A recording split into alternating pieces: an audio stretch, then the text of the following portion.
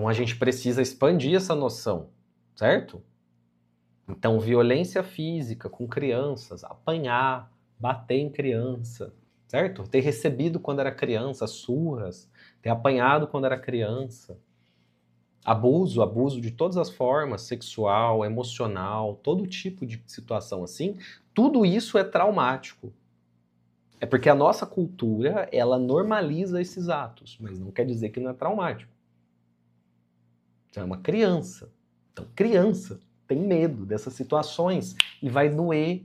E olha, o que é pior? Criança sempre está numa situação potencialmente traumatizante, porque ela nunca tem como fugir nem escapar. Então esse é o lado da infância que as pessoas esquecem. A gente trata a infância como esse momento lindo, feliz, maravilhoso, mas ele é o momento mais vulnerável da vida. Então a infância é o momento mais vulnerável da vida. Você não tem escolha de fugir, você não tem escolha de mudar de casa, você não pode se matricular numa outra escola, você não pode trocar de pais, você não pode trocar de irmão, você não pode trocar de tios, você chegou naquela família e agora é isso, você não vai ficar trocando. Não tem mais o que fazer. Então, a infância, por definição, é uma situação em que você não tem para onde ir, em que você não tem como fugir, em que você não tem muito o que fazer, porque você é uma criança, você vai fazer o quê, meu filho? Você tem que meio que viver aquilo ali. Você tem que se adaptar. Você tem que se virar, porque é o que tem. Se não te forem aqueles adultos para cuidar de você, não vai ter nenhum, você vai passar fome e vai morrer. Então é um instinto de sobrevivência natural, humano, que as crianças querem estar perto dos adultos, vão amar os adultos, vão idolatrar os adultos, vão fazer tudo por esses adultos, ainda que esses adultos sejam uma fonte de medo, coerção e, certo, mal-estar emocional. Então, quem que protege uma criança? O adulto. Mas e se o adulto é quem ameaça a criança? E se o adulto é a fonte do medo? Então, a fonte do medo se torna também a fonte do cuidado. Quem que a criança procura quando tá ruim? O adulto que cuida dela. E quando esse adulto é a fonte do medo, o que vai acontecer? Ela começa a entrar num estado que é, certo, não tem escapatória, não tem o que fazer. Vai fazer o quê? Vai para onde? Então, esse é um momento da vida que é altamente suscetível a processo traumático.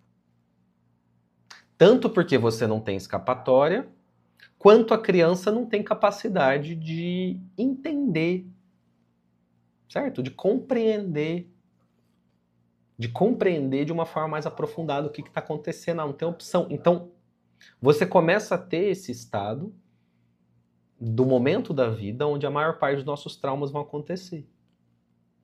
Certo? Ainda tem outros fatores da infância que eu vou falar daqui a pouco, mas esse é o quadro geral da infância. Né?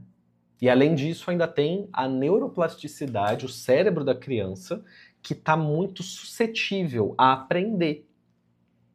Se você colocar uma criança para aprender uma língua nova, ela vai gravar rápido, não vai? Se colocar para tocar um instrumento, ela vai aprender rápido. Tudo ela vai aprender rápido.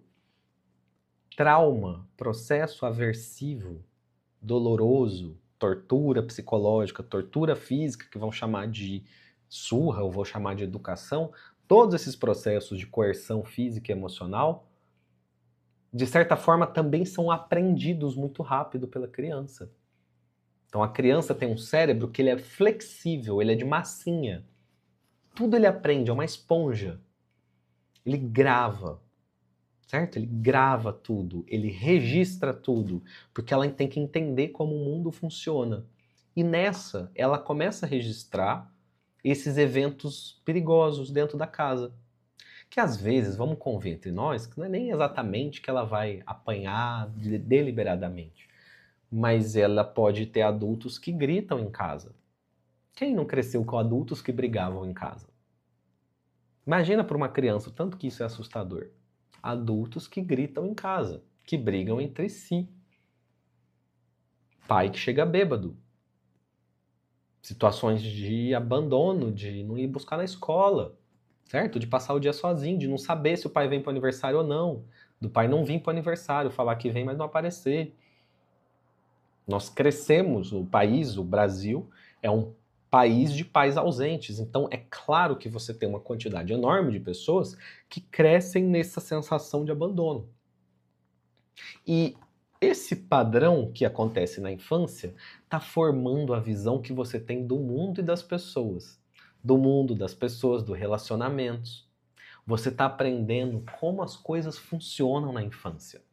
Então, tudo que você sabe hoje, desde o alfabeto, das sílabas, das cores, tudo que você sabe hoje foi aprendido na infância. E naquela época você também estava aprendendo como que é uma relação humana. Como é a minha relação com as mulheres? Como é a minha relação com os homens? Como que é tudo isso? Os padrões de referência que você tinha estão lá. E de repente, essas relações são ameaçadoras, amedrontadoras. Elas causam frio na barriga, elas dão medo, elas dão insegurança, elas não são confiáveis. E você, naturalmente, vai desenvolver um padrão de relacionamento que é disfuncional com as pessoas que estão ao seu redor. Hoje, agora adulto, certo? Você aprendeu a se relacionar com as pessoas quando era criança, agora você está adulto, mas você aprendeu lá atrás.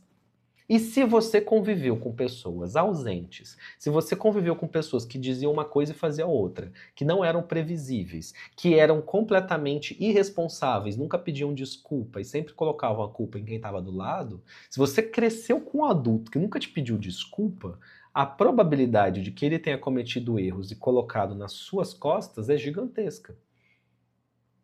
E quantos de nós temos o privilégio de conviver com adultos que são emocionalmente equilibrados e responsáveis? É raro, né? Não é comum. As pessoas que eu conheço, quem vem me procurar no consultório, normalmente são os dissidentes da família.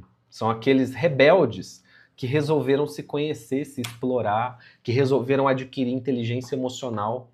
Eu sei que essa live aqui tá cheia de rebelde, tá cheia de pessoas que querem quebrar o padrão da família, que não se contentam com aquele jeito que eles aprenderam. Vocês estão aqui por causa disso, eu sei disso. Eu sei que, naturalmente, quem está no processo de saúde mental, evidentemente, vem de uma família que se comunicava pouco, que tinha dificuldade de ter uma troca, e essas pessoas costumam buscar. Elas são as primeiras a buscar para depois a família vir atrás. Isso é impressionante. É lindo de ver quando a família depois entra no jogo também. A família também se abre, vai todo mundo se desenvolvendo. Mas é muito comum que eu conviva com essa primeira pessoa que está buscando essa mudança. Normalmente elas vêm de famílias que têm essa dificuldade de pedir desculpa, de falar de sentimentos, de admitir erro, de perceber o que podia ter feito, sabe? De entrar num processo mais amadurecido de autoconsciência. Isso não é tão simples. Tá fazendo sentido essa conversa? Tá fazendo sentido para vocês aí, gente?